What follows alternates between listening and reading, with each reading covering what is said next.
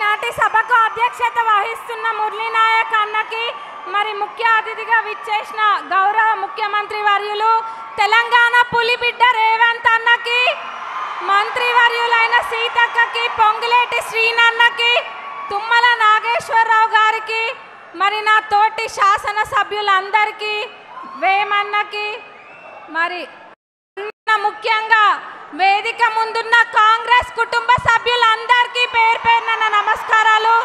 మరి print and electronic media సోదరులకు కూడా నా నమస్కారాలు.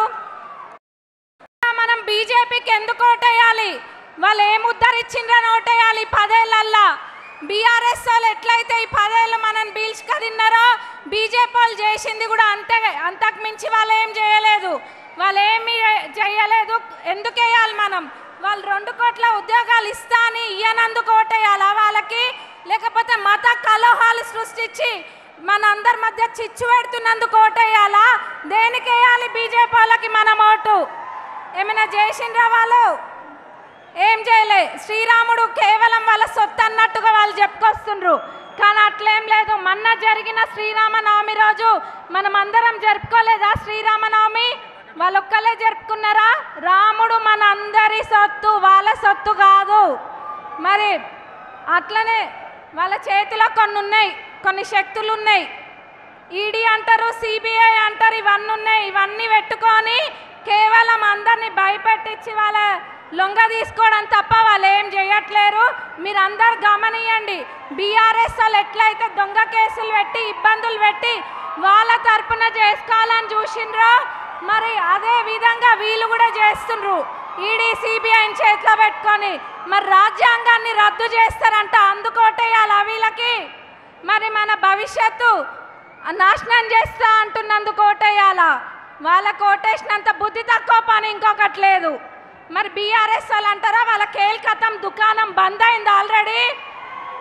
వాళ్ళ గురించి మనం మాట్లాడుకోవాల్సిన అవసరం లేదు మనకి. వాళ్ళు సచ్చిన పాము లెక్క అంతే, ఏం చేయలేదు. మళ్ళా వస్తారు, వచ్చి ఓట్లు అడుగుతారు. మీరెవ్వరు కూడా వేయద్దు ఓట్లు. బీఆర్ఎస్ పార్టీకి వేస్తే ఇంకా బీజేపీకి వేసినట్టే, మీరు ఆలోచించుకోండి. మరి కాంగ్రెస్ ఎందుకు ఓటేయాలంటారా?